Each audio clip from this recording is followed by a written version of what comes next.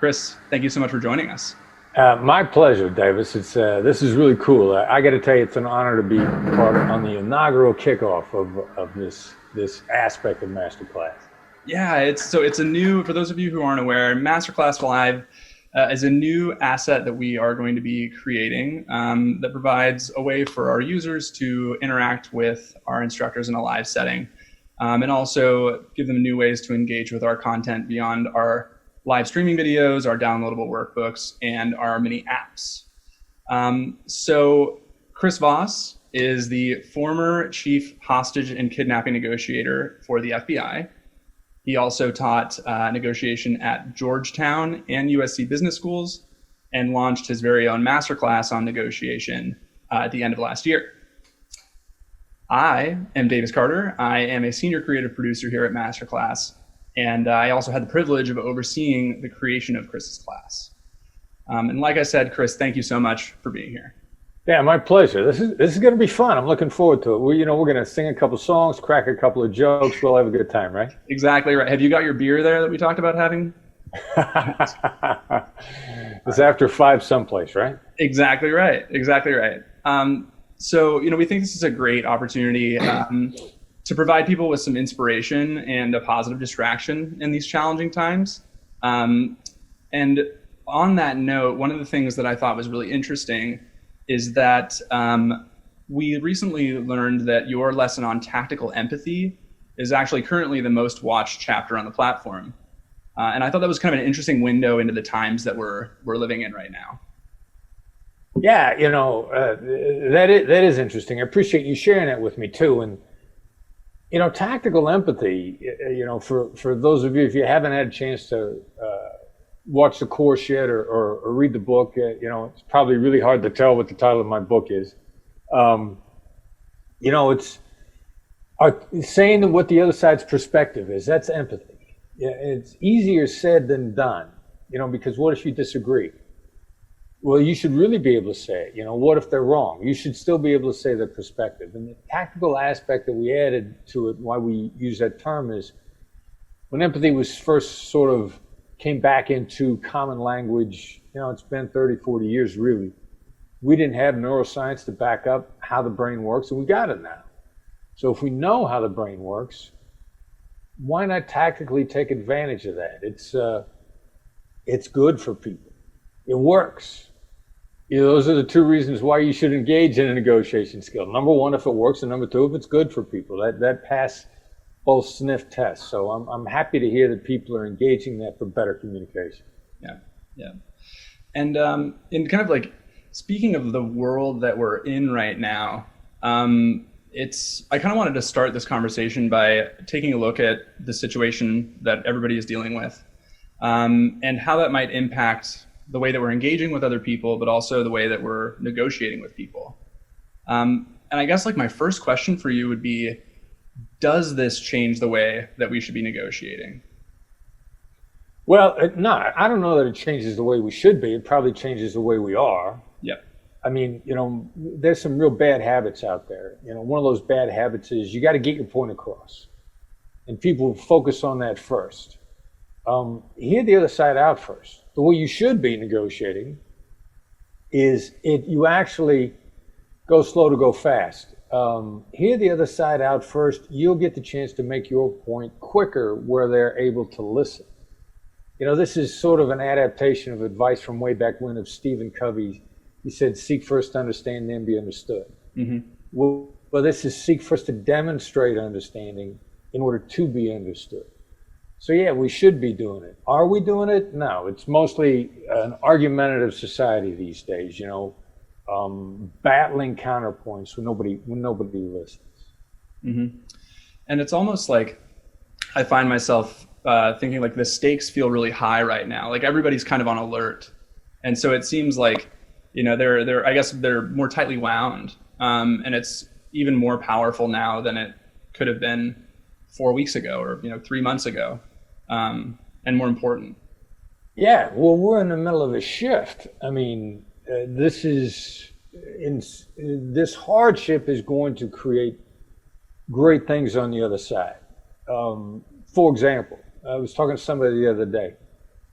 the younger generations, quote, the millennials, 20s, 30s, who are much more comfortable with technology the way some of us older folks are not.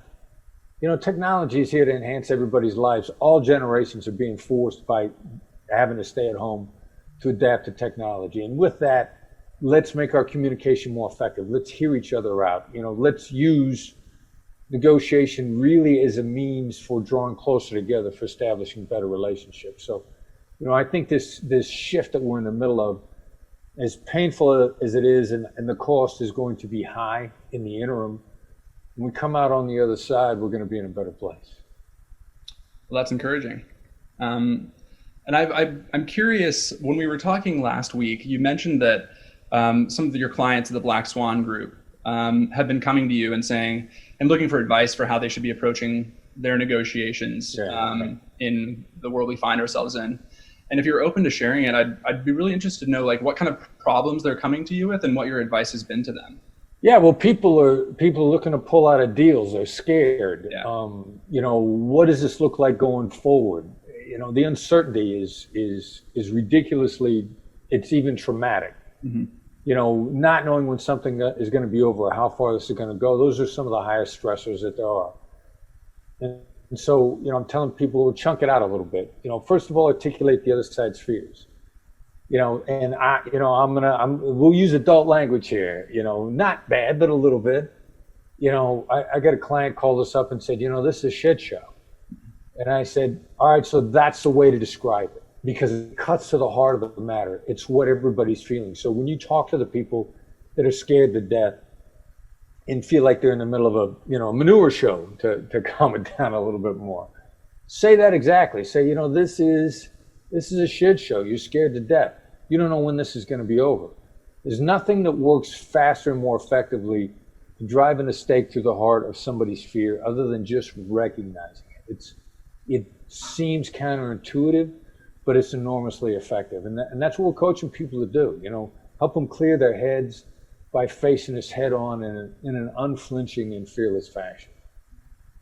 That's really interesting. And as I was preparing myself for this, I was kind of always trying to think about what your answers might be. And I was like, I actually don't know what people will be coming to him with, but that makes a ton of sense that the accusations audit, which is one of the tactics that you talk about, right, a really important one right now. It's a robust application of the accusations audit. And again, what we talk about in the course is, what are the fears that the other side has about the situation? What are the accusations they might make at you, about you, towards you?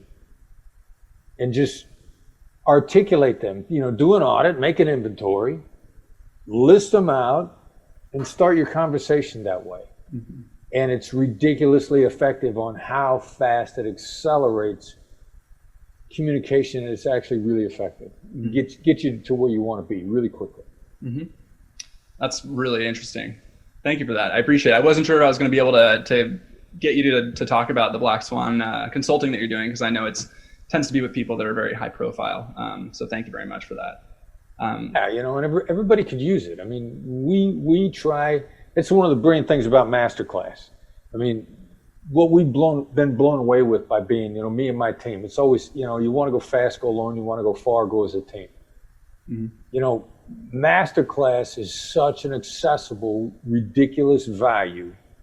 The amount of instruction that you guys put out there for the subscription price and the high quality of it. I mean, I love doing the shoot with you guys. You guys made me feel like a movie star. I never got treated that well before. It was a lot of fun. Production values are through the roof. It's insane. Well, thank you. Yeah. And we were sure to have U2 playing whenever we broke for tape resets, just to keep the energy high. You guys know I'm a big fan of U2. Yeah. We did our research. That's our job. So I have another question that has to do with the current state of affairs, and we aren't going to spend this entire conversation talking about it, just because it will pass, as you've said, but it is top of mind for a lot of people. But while we are on that topic, I'd be curious to know how you might approach negotiating with somebody who, for example, is having a hard time convincing a loved one that they need to heed warnings to shelter in place, for example. Like, how might you approach that? Yeah, well, I mean, what's driving people to not want to stay sheltered in place? I mean, we have a fairly current term, FOMO, fear of missing out. Mm-hmm. That's not a new idea. You know, fear of loss, fear of missing out has been driving human behavior since we've been organized. You know, Daniel Kahneman won the Nobel Prize in 2002 for prospect theory, which is basically built around fear of loss, things twice as much as an equivalent gain. So how do you deal with that? People don't want to stay in because they're afraid they're missing out. So we ask questions, what and how questions, not to get answers. You know, we call them calibrated questions, principally what and how questions. We ask them to trigger thought, to trigger deep thinking that, again, that Daniel Kahneman would refer to. So, you know, you ask somebody, how long do you want to be laid up sick? When you get sick, how long do you want to be laid up? What's it going to cost you to get this? Let's say that you're even in an age group that's calculated to survive. You're just going to get sick, you're going to get over it. Mm-hmm. How many of those symptoms do you want to inflict on yourself? Have you read people talking about losing their sense of taste and sense of smell for periods of time? How long do you want to go without your sense of taste? You know, those questions are not to get an answer out of somebody. It's to ask them, and don't ask it in an accusatory fashion. I probably even said it a little accusatory just now. You know, it would be more like, how long do you want to be sick? You know, that's deferential, that's curious. Mm-hmm. How long are you willing to be sick? Mm-hmm. How much risk do you want to take in spreading it to you? You'll survive, but how much do you want to risk your loved ones? You know, ask questions to get people to think about what they're doing. And that's the design of those questions, the what and how questions. Mm-hmm. Yeah, that makes a lot of sense. And that was one of the things that I found, I mean, of the many things that I found that were so enlightening about your tactics, was when I imagined myself on the receiving end of it. I was like, you're right. I would think entirely differently about that thing if somebody said, like, you're crazy. What are you doing going outside? Like, why are you putting people, you know, like in danger? You know, like, stop doing that thing. Like, that just, as the natural human condition, you're going to have your guard up and you're going to be resistant to that. Yeah, and you know, if I could interrupt you real quick, because you touched on an inadvertent mistake that people are going to make a lot. When you use in your example, asking someone, why are you doing that? Why always makes people feel accused. It makes them feel defensive. Mm-hmm. So stop asking people why. Yeah. I mean, change why's to what, instead of like, why are you doing that? Even if you don't like it, you're going to say, you know, what's causing you to do that? Mm-hmm. It takes the sting of accusation out of why. And so be really careful about asking somebody why, because the defensiveness that it's going to trigger is probably going to damage the interaction, if not the relationship. Mm-hmm. Absolutely. But when you're asking somebody, like, what's it going to take, you know, or the how questions, it really does, it prompts introspection on their part. Exactly. Yeah. So it makes sense. And your tactics prove effective in yet another context. Exactly. Human interaction. It only works where people are involved. Oh, okay. Just then. Got it. Right. Yeah. My other question was that a lot of people are finding themselves in new dynamics a lot. Like parents that are now home with their kids 24/7, which I'm sure they enjoy. Right? Yeah, they're exactly. They are. Yeah, they're the hostages now. And so I'd be curious to know what you think, what advice you would have for those people that are now in a constant state of negotiation with their kids or loved ones than they didn't used to be. Yeah, you know, a lot of it is kind of the same stuff. It's the interesting thing about this when we were talking about how human beings are wired. And this also includes pretty much anybody whose cognitive wiring is in place, which is kind of from about age 3 on. You know, they're developing more and more cognitive abilities.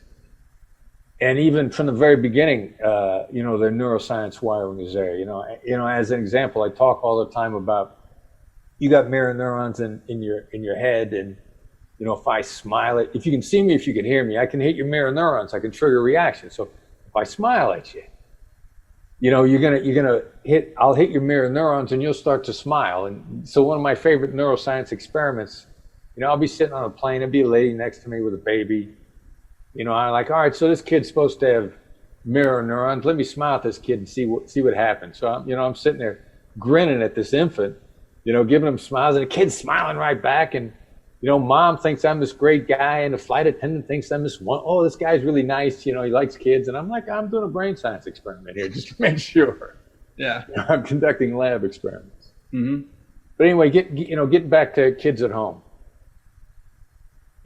Parents, this is your opportunity again to shape your kids' thinking. What and how questions are designed to shape thinking. Don't tell them stuff. Ask them, what are they trying to achieve? Make them think about what they're doing. How does this affect what you want? They don't want to eat. They want to play with their iPad. So make the eating the condition to get into the iPad. How am I supposed to let you play with your iPad if you haven't finished your dinner? Mm-hmm. It doesn't matter what they answer. What matters is you made them think. You're giving your kids thought exercises. Mm-hmm.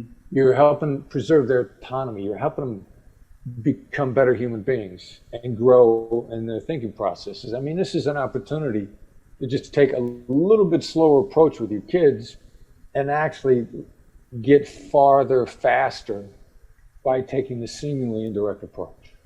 Yeah. And the preservation of the autonomy is another thing that I thought was really fascinating. It's something that resonated for me as well, thinking about it when I was like, oh yeah, when my autonomy, when I feel it's in danger, my guard goes up. Or, and it's being able to formulate your communication in a way that preserves that is so powerful.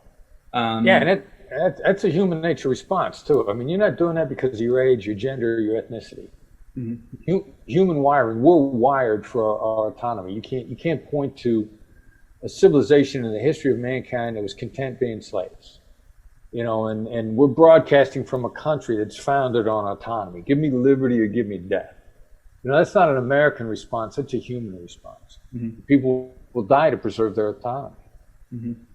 And so in changing, I guess, like not necessarily accusations, but directives into questions, that's one of the ways that we can help kind of navigate that and not butt up against people trying to preserve their own autonomy.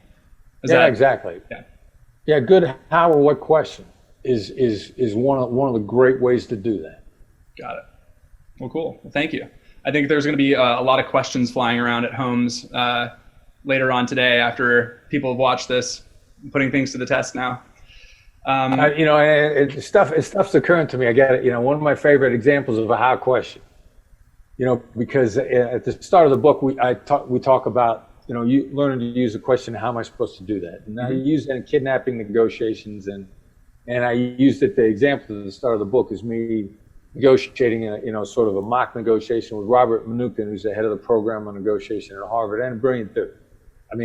Robert Mnookin is a smart guy, just like everybody else at Harvard. Clearly, that's why they're there. But I hit him with how am I supposed to do that in this mock kidnapping negotiation, and he was flummoxed by it. So everybody kind of learns that. So I get an email. A mom is negotiating with a 13-year-old boy. He wants mom to buy this video game, pay for the whole thing. And he says, Mom, this is a video game.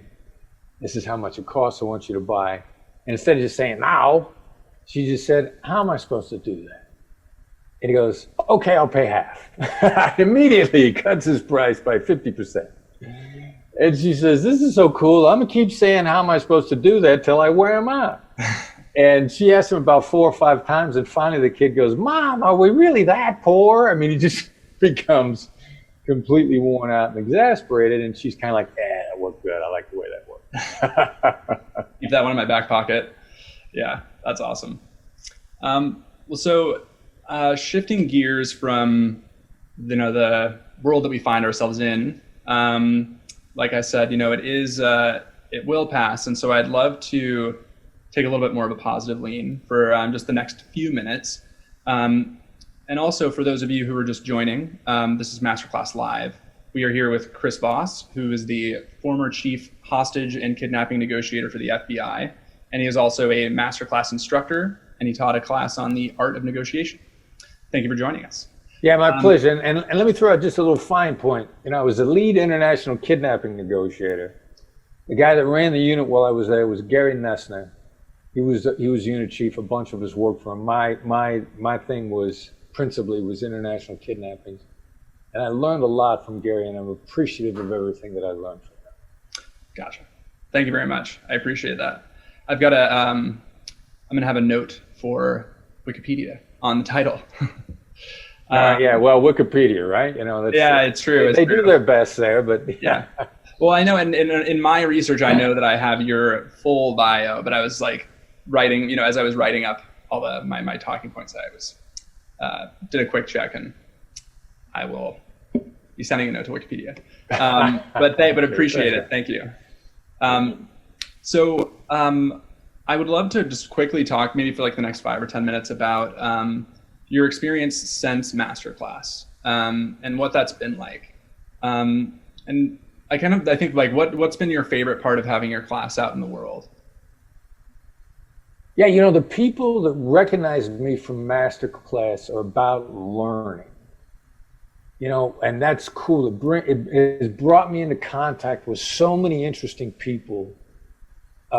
If they say, "Hey, I saw your masterclass," interested people are interested. These are interesting people. They're interested in the world. They want to learn.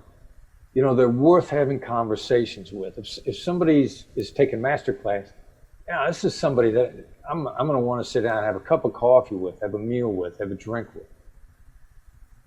Whatever they're doing, they're cool. If they're into learning, they're cool. And I really enjoy that, meeting more interesting people. And that's been one of the really fun things about having been involved. That's awesome. And have you learned anything about yourself or negotiation as a result of this process? Well, yeah, I like to think I'm learning all the time. So I got to hand it to you guys, though. You teased the story out of me at the end of the master class about when I got picked on as a kid that I hadn't discussed with anybody else before, and the fact that was buried in there so deep, and the effect that it had on me, because I knew I hated bullies. I just kind of forgotten why, which has also given me an opportunity to think a lot about that. Think about how that's adjusted me and how, what's my best reaction to someone that I feel has harmed me in the past. And, it's sort of, I think it's really helped me in processing things like that, get better as a human being. So it was another aspect of it that I really enjoyed. Got it. And this is my shelter in place at work. We have a delivery at the front door. Sorry about that. And so for those at home who might not have seen your class, would you mind sharing that experience with them? Yeah, well, I get cornered by this guy as a kid 2 different times. And it was the first time that I can ever remember being cornered by anybody. And it was the most scared I was ever in my life. And there were other kids that were watching. He was this big guy, and, he was a bully. And at the point in time that he was threatening me with, I had broken a law, I was going to go to prison, I was going to be electrocuted, putting these horrible images in my head. Simultaneously, at that time, back in the dark ages before the internet, I grew up in a small Midwestern town, and, the signal to come home was, my mother, she didn't, they turned us loose on the neighborhood, we were fine. So she come to the front door and she'd blow a whistle, and I meant come home. And it was dinner time. And I remember hearing the whistle blow, and the kid wouldn't let me go. And I was horrified. I didn't know how to deal with it. And I think a couple of other kids at that point in time screamed at him, let him go. And for whatever reason, he let me go. And then he cornered me in the community pool a couple of days later and started bullying me again. I started to cry. And I think when I was crying, the lifeguard overheard what was going on, and she blew the whistle at him and said, "Hey, leave him alone." And, I'd forgotten about all that. And so, going back through it and thinking about it again and processing it, we learn. And sometimes some of the stuff that we learn are from our scars, and we just as soon not have had those scars inflicted on us, but it takes us to where we are. So I'm happy with who I am today, and I'm to heal, you got to go from grief to gratitude. And in a bizarre sort of way, I'm actually grateful that stuff happened. Yeah. Well, thank you again, for sharing it with us. We were really happy that you felt comfortable enough to do that, both in your class and here. It's actually it's funny that you say that about scars being a part of who we are, because I have a tattoo on my arm that essentially, it's Latin, but it translates to "scars are okay because they show that you've done stuff." That's cool. At least that's the sentiment behind the translation. You got to get out there in the world and get scarred up a little bit. Exactly. Unfortunately. Yep. Agreed. Well, thank you. On a lighter note, for the next little bit, I would love to have you answer some questions that were submitted by your masterclass students.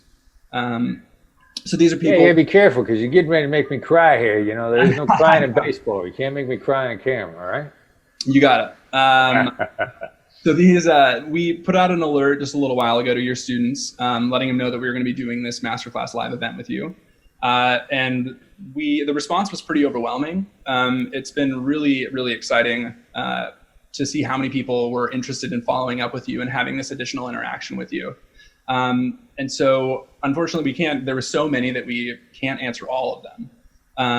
But we're excited to do this and to have you share even more of your mastery with us in this way.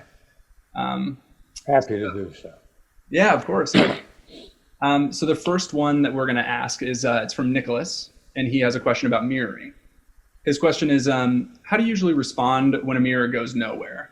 Sometimes I'll mirror someone and they'll just say, yes, like, didn't you hear me the first time? And that's one of my biggest hurdles. So I was wondering, could you, just give a kind of a quick Cliff Notes version of what the mirroring tactic is and how you might navigate this sort of a situation? Yeah, the mirroring tactic is just principally repeating the last 1 to 3 words of what somebody's just said. This is completely separate from what we've learned in body language. And body language mirroring is like if you put your hand to your chin, your right hand to your chin, then I put my right hand to my chin and I start to mirror you, and theoretically we're in sync. Hostage negotiators mirror is all about the words, and it's 1 to 3-ish words, principally the last 1 to 3-ish words. You might pick 1 to 3 from the middle of the conversation. Interesting thing about the last 1 to 3 words, it's often when someone's trying to collect their thoughts at the end of the situation, end of the sentence, end of what they've just said. And that's why it's such an opportune time to repeat those, because it helps somebody sort of gather up their thoughts. It connects thoughts. They'll typically go on using different words. Like one of my favorites. One of my favorite stories, when my son mirrored me. My son, Brandon, is president of my company, runs our operations. He's a phenomenal negotiator. Phenomenal. And uncredited co-author of the book. Mm-hmm. So we're doing a training session, and I ask him if he's got the notebooks ready. And, his picture in his head of a notebook, he senses that he's seeing something in his head different than I am. And so he says to me, "What do you mean by notebooks?" And I just react with, like an American overseas, I'm going to say the same thing again, only louder. Notebooks. That should, by saying it louder, the same way it has more meaning. Mm-hmm. And finally, he just mirrors me and he goes, "Notebooks?" And I go, "Yeah, 3-ring binders," which is a completely different thing. Yeah. So, it helps people reword. Now, to get to the question, Nicholas, my first thought on that is your tone of voice. You might be mirroring with a downward inflection. And what's a downward inflection? What I'm doing right now is a downward inflection. Your voice tails down at the end. The first thing to do is mirror with curiosity. And I just hit you with a curious tone of voice. And so mirror with curiosity. The last 3 words. I can say the last 3 words. That's mm-hmm. downward inflecting. Or I can say the last 3 words. And those land completely differently. The curious tone of voice, genuine curiosity, inquisitive, is much more encouraging. And your percentage chance of them going on instead of the 1-word answer is much higher. Mm-hmm. with the inquisitive, curious tone of voice. Now, should that fail you, we teach people to shift to a label. What's a label? Saying it seems like, it sounds like, it looks like. Putting a label on an emotion or a dynamic. So the dynamic in the moment is, if someone gives you a one-word answer, they're communicating to you that what they just said was blatantly obvious, or maybe it seems like they're communicating to you they think you're thick or you're a little slow to catch on. Mm-hmm. I'd follow that mirror up with a one-word answer. My first label might be, sounds like you think this is so obvious that I'm just kind of thick for not catching on. I might shift to the other companion skill to draw it out, because if somebody gives me a one-word answer, they're communicating either one or two things. What they just said to them was so blatantly obvious that it needs no further explanation. Mm-hmm. Or principally, they may also be communicating to you that they don't trust you yet, and they're keeping the walls up. Mm-hmm. So I might also say, sounds like you just don't trust me yet. Or seems like it's kind of hard to earn your trust.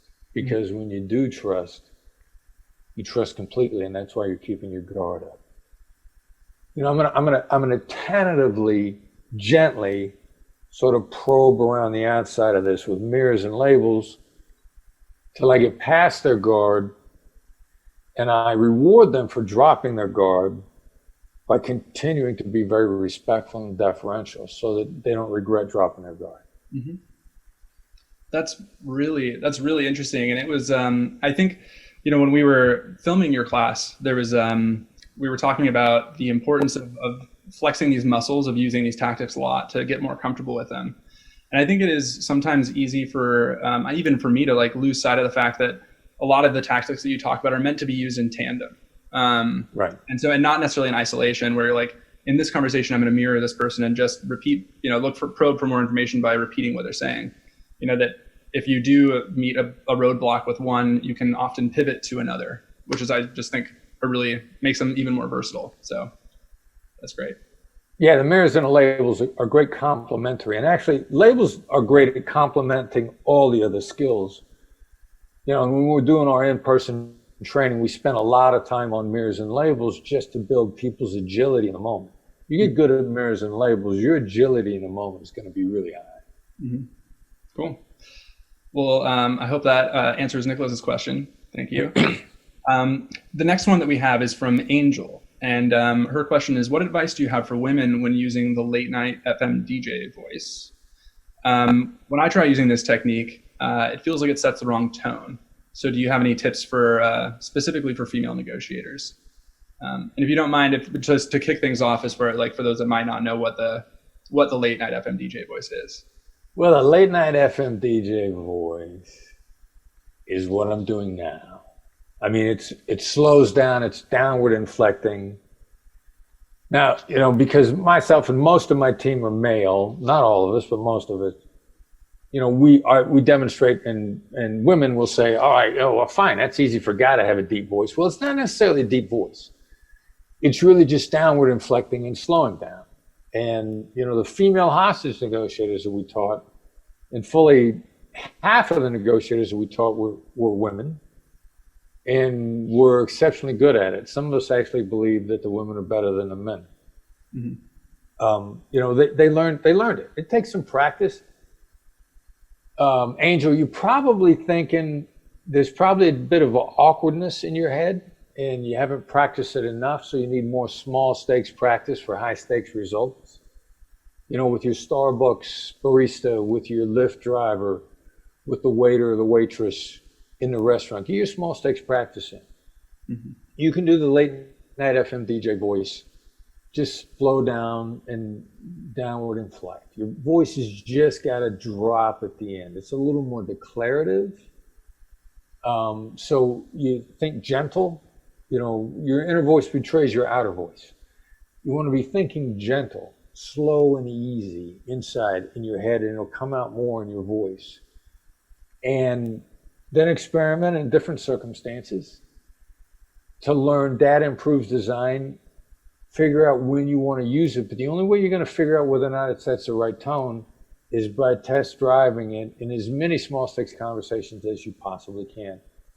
Mm-hmm. And if you feel like it's at the wrong tone, then just be prepared to smile right afterwards. And so what is the objective of the late night FM DJ voice? Like, so I know that it slows things down, but what is its other utility? Well, objective, great question. First of all, I'm hitting your mirror neurons. I'm actually slowing your brain down. Mm-hmm. I mean, it's a neurochemical reaction. We learned it in hostage negotiation. We thought it calmed people down.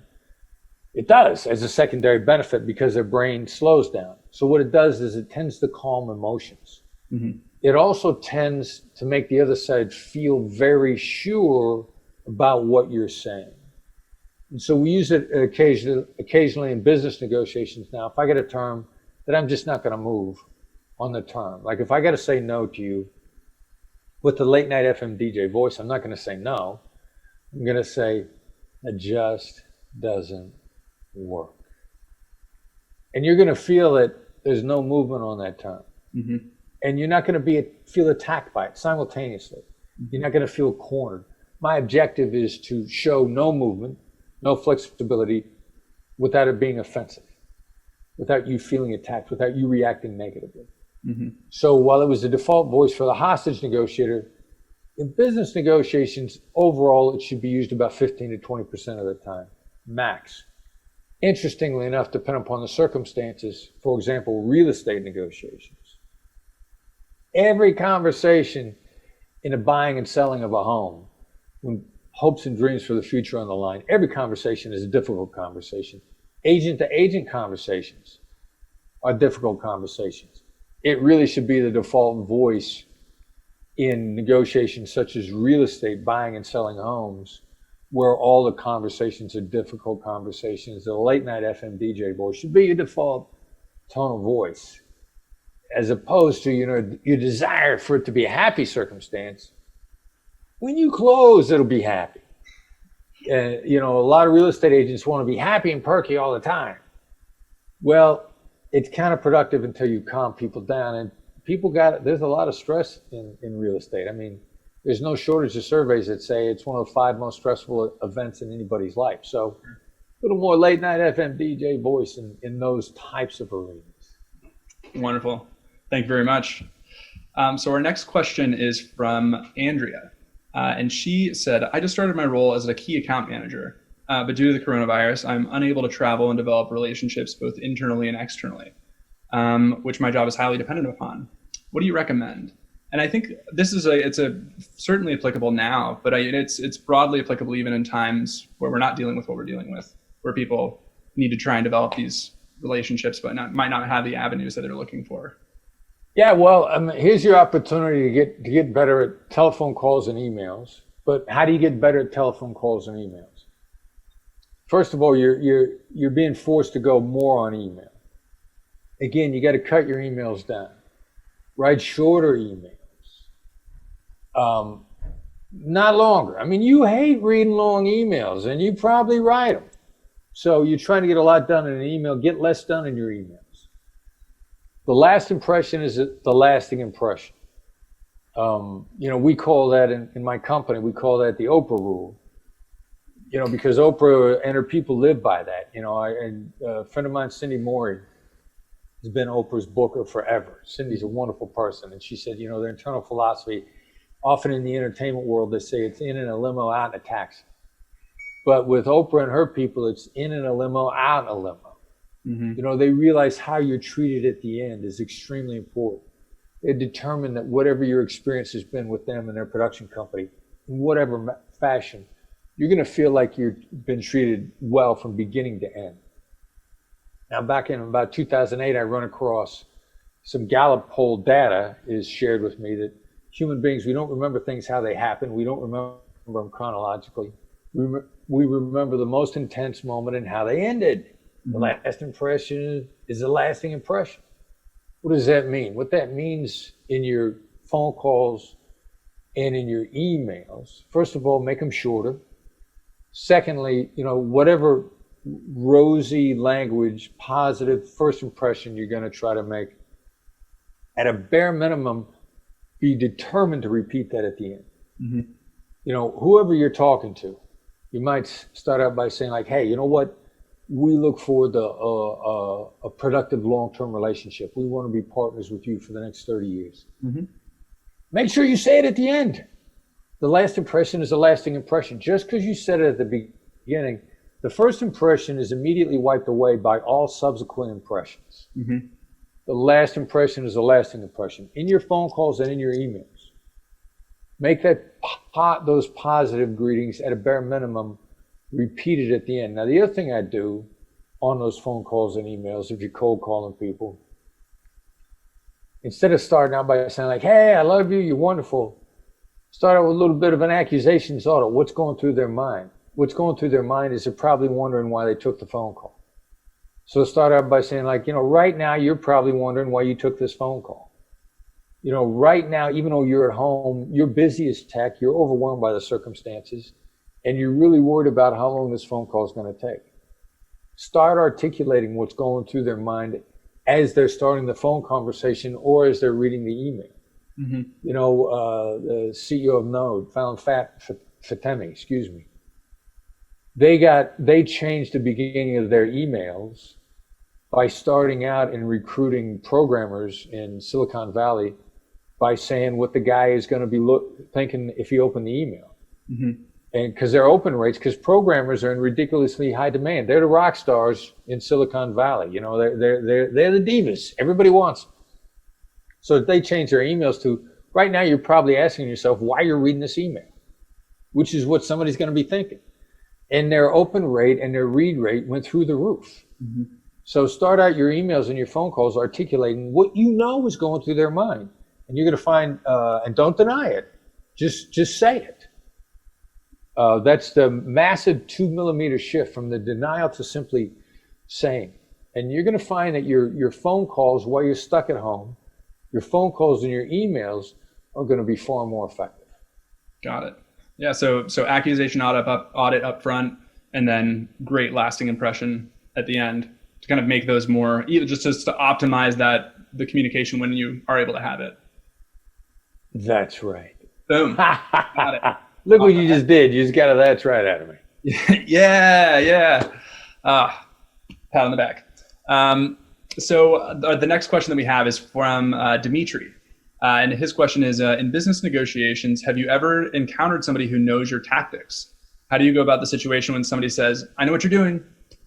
You're married. All the time. I mean, first of all, we use it. It's not whether or not somebody's using a tactic. It's tactics. It's why they're using them. Mm-hmm. We use them on each other in the company all the time. Like nobody's tried to get me to say yes inside of my company in like 5,000 years, because yes is a horrible response. Everybody says, are you against, you disagree? Would it be a bad idea? You know, we're driving for no all the time because it preserves people's time. Now, if somebody says, I know what you're doing, you're using negotiation techniques on me, you know, my answer is probably going to be, sounds like you don't trust me. Because if I'm using those tactics on you, you're afraid. You're worried that you know, I'm not in a position where I've earned your trust yet. You know, one of my favorite stories, because I've always been into labeling. I started this back in 1990s.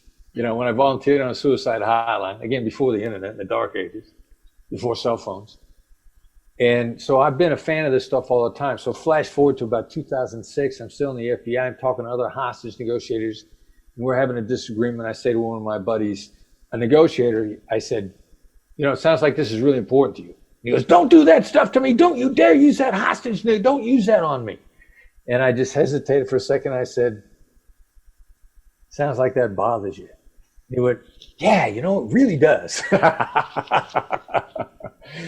So, you know, just be authentic. Don't try to take advantage of people. And if somebody's got their guard up, they're telling you that their guard is up and that you haven't earned their trust yet, and continue to be deferential and gentle. And as long as you're not trying to cheat them, then it's okay. If you're trying to cheat them, you know, use your powers for good and not evil.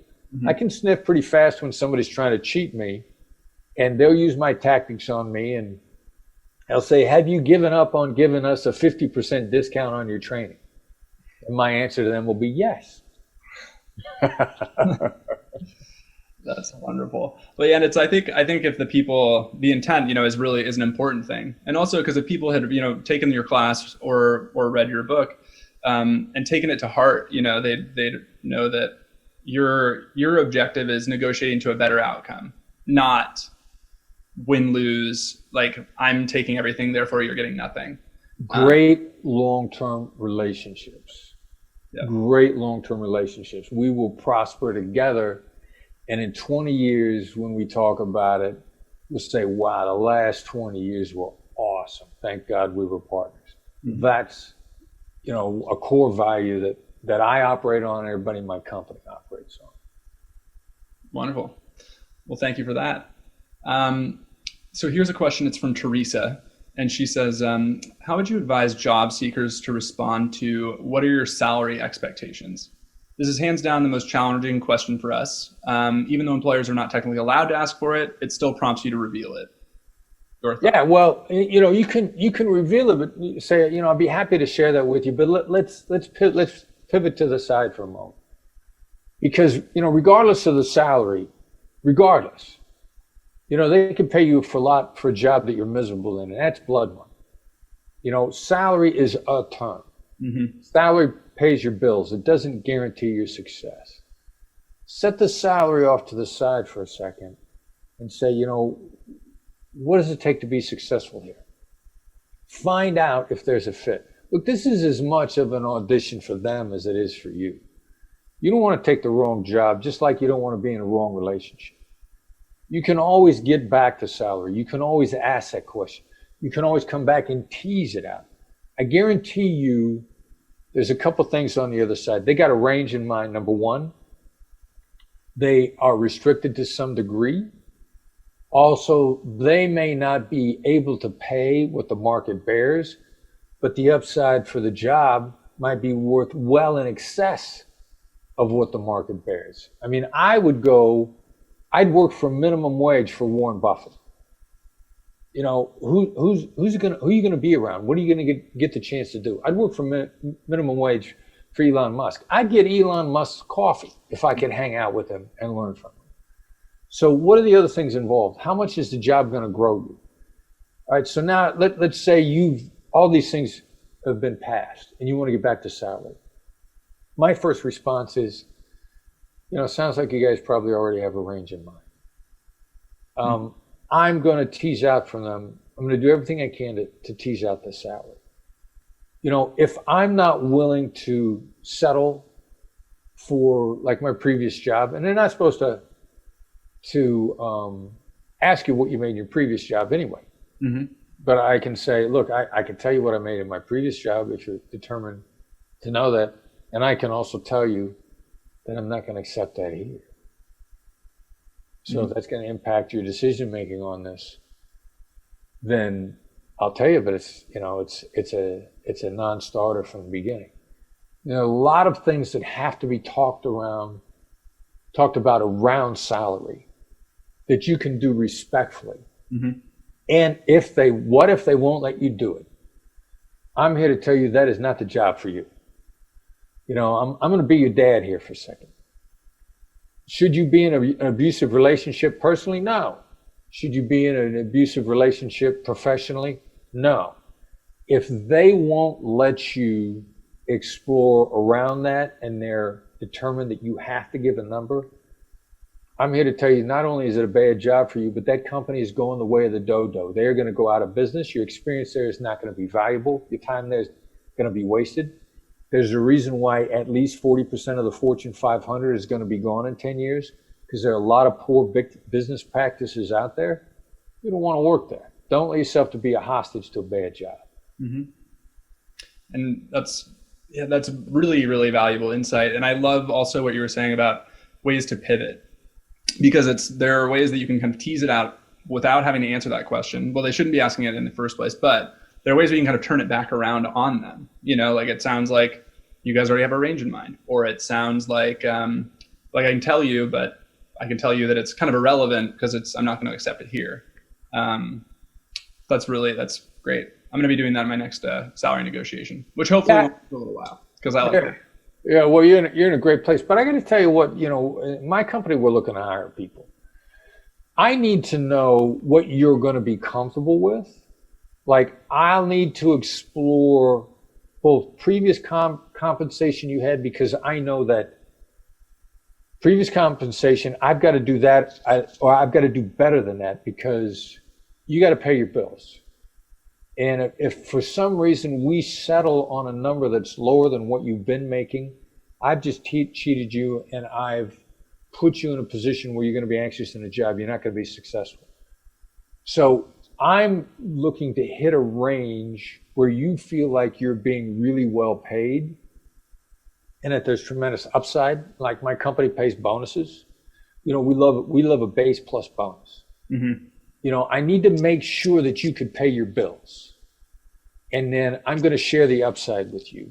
But I'm also going to want to make sure that you're comfortable with that, because there's a certain amount of uncertainty in bonuses. You don't know how much you're going to get.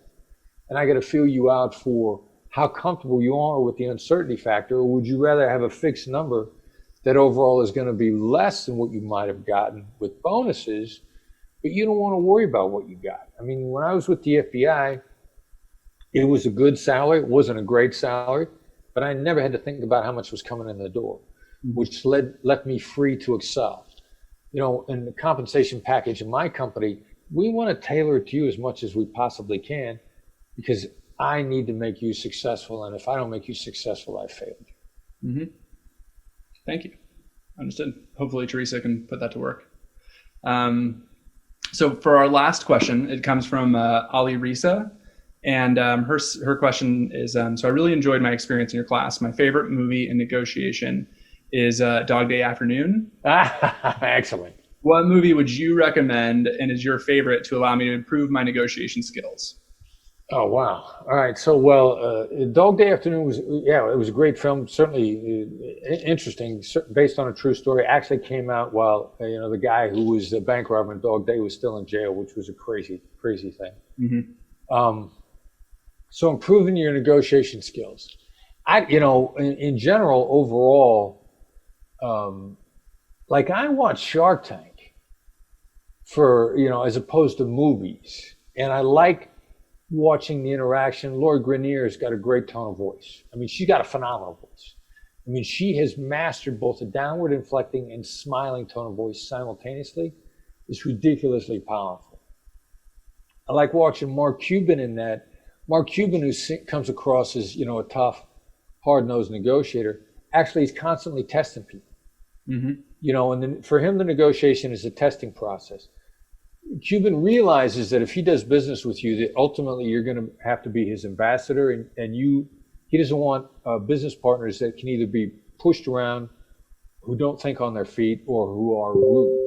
Mm-hmm. And Cuban's not a bully at all. He's testing people in the negotiations, and you watch people who can push back on him politely, and he kind of goes like, "Oh, cool."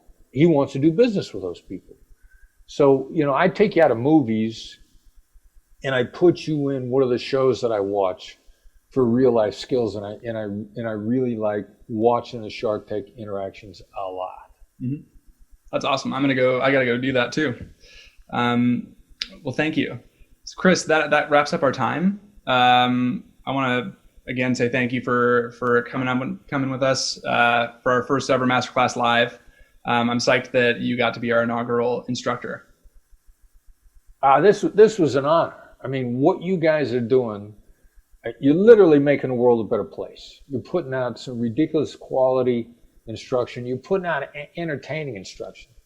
I mean, the idea that Chris Voss is on the same platform as Martin Scorsese is just insane. To me, that's a sign of the apocalypse. But the fact that you guys got him and Gordon Ramsay and Steve Martin, Ron Howard, the other superstars, brilliant minds. I mean, I love what Masterclass is doing. I mean, I'm enormously grateful to be part of it. Thank you.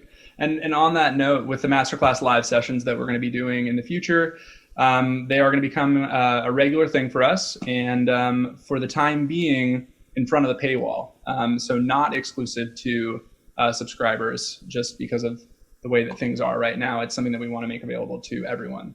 But again, Chris, thank you so much. I will leave it at that. I hope everybody had as much fun as I did.